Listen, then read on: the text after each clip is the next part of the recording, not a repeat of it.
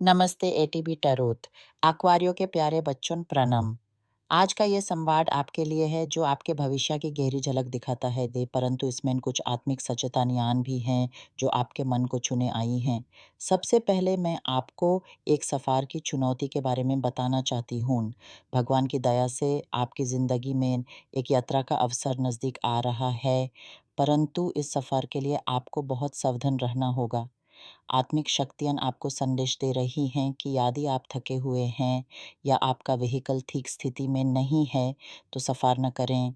ये एक आत्मिक सुरक्षा का प्रतीक है, जैसे कि कोई आपको दूर से पुकार रहा हो, आपकी रक्षा के लिए। सोचिए, एक शाम आप कार में बैठे हैं, रात का अंधेरा छा रहा है और आपके शरीर में थकन है, मन में बेचैनी। ऐसे में किसी भी प्रकार की अवैध गति आपके लिए खतरनाक हो सकती है। इसलिए हमेशा सतर्क रहें, अपनी शारीरिक और मानसिक स्थितियों को पहचान कर ही कदम उठाएँ। अब मैं आपके कार्य क्षेत्र की ओर ले जाती हूँ। क्या आपको कभी ऐसा महसूस होता है कि आप जो काम कर रहे हैं, उसमें आपकी पूरी क्षमता, आपके गुण, आपका सारा तजुर्बा समा नहीं पा रहा? बहुत से लोग सिर्फ जीवन यापन के लिए, पैसे कमाने के लिए काम करते हैं, पर अंदर से वे खुश नहीं होते। उनका मन एक अंतर्द्वंद से भरा रहता है, जैसे कोई अनदेखा सा बोझ दिल पर रख कर चल रहा हो। पर आज मैं आपको ये सुनकर खुशी होती है कि भगवान की अनुमति से आपकी ज़िंदगी में एक देवदूत आने वाला है। ये आपका रक्षक देवदूत आपके जीवन में आशीर्वाद लेकर आ रहा है, आपकी दिशा बदलने के लिए।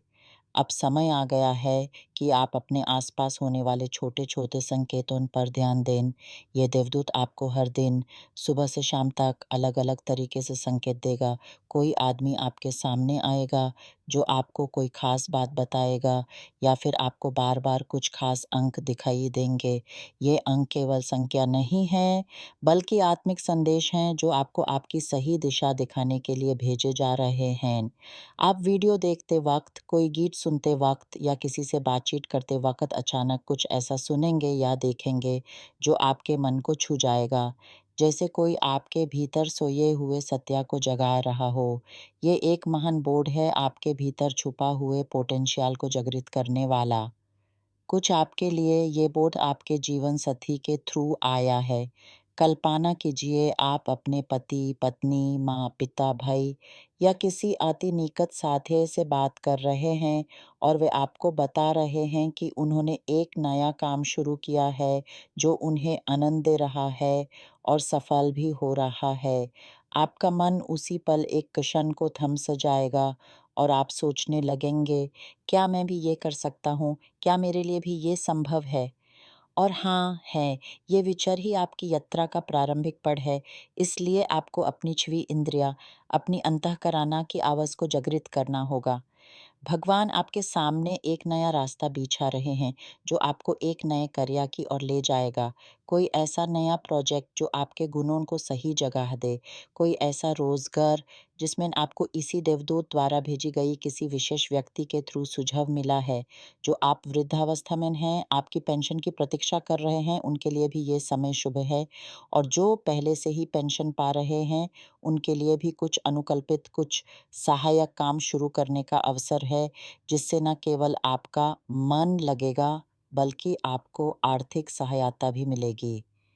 मुझे दिख रहा है कि आप में से बहुत से लोग किसी डिजिटल प्लेटफ़ॉर्म से जुड़कर कुछ नया करेंगे। आज का युग डिजिटल है और आप भी इसकी लहर से जुड़ने वाले हैं। कोई ऑनलाइन व्यवसाय, कोई घर बैठे सेवा या फिर कुछ ऐसा काम जिसमें चीज़ें पहुँचाना शामिल हो। कुछ आप में से किसी प्रतियोगिता में भाग लेने वाले हैं या नौकरी के लिए इंटरव्यू देंगे। याद रखिए, सफलता आपको तभी मिलेगी जब यह आपके भाग्य, आपके प्रारब्ध का हिस्सा होगा। इसलिए अपने प्रारब्ध को समझना, अपने धर्म को पहचानना अति आवश्यक है। आप क्या करने आए हैं इस धरती पर, ये जानना आपकी पहली सीख है। एक और गंभीर संदेश आपके लिए है। आपको कोई फ़ोन आएगा, कोई शुभ समाचार मिलेगा, जिससे लग